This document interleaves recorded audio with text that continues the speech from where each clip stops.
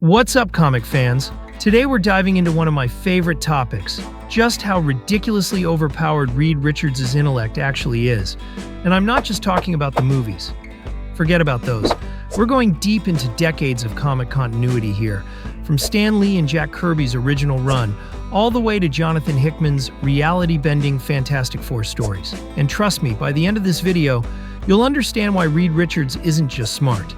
He's practically a plot device with stretchy powers.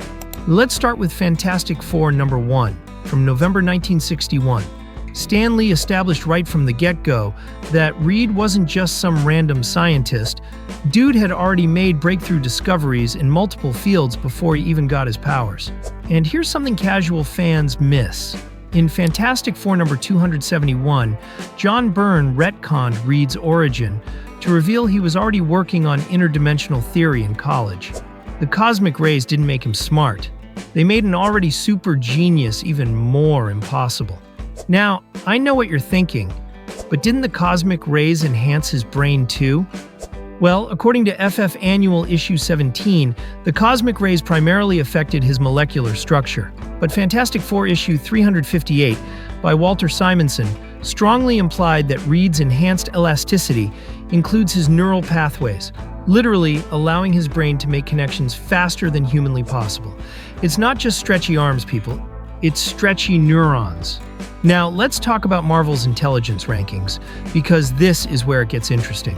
The official handbook of the Marvel Universe established the 1 to 7 intelligence scale, and Reed consistently hits that level 7 super genius rating. But here's the thing, within that level 7 category, there's still a hierarchy. In Fantastic Four Issue 5, way back in 1962, Stan Lee had Dr. Doom himself admit that Reed Richards was his intellectual equal. That's huge because Doom's ego is cosmic level. Now, let's get into Reed Richards' most outrageous Brainiac moments. Because let's be honest, that's what you're here for. The Ultimate Nullifier first appeared in FF Issue 50. Reed didn't just find the Ultimate Nullifier. He understood it. We're talking about a weapon that Galactus himself fears, and Reed figured out its cosmic mechanics. Multiversal travel. Sure, everyone knows about the negative zone portal from Fantastic Four Issue 51, but in Hickman's run, specifically Fantastic Four number 570, Reed builds the Bridge, a device that doesn't just access parallel dimensions, but maps the entire Marvel multiverse. We see him cataloging thousands of alternate realities, like their lab specimens. Time Platform Mastery. The Fantastic Four have been time-hopping since FF Issue 19 in 1963. But check out FF Issue 337, where Reed builds a temporal viewer that can observe any point in time across multiple timelines simultaneously. Dr. Doom needed to steal Kang's technology for time travel. Reed just built his own from scratch. The Council of Reeds, Hickman's run from FF number 570 to 588, showed us that Reed Richards from multiple realities formed a council to solve multiversal problems. Our Reed ultimately rejected this, because he realized that solving everything would cost him his humanity.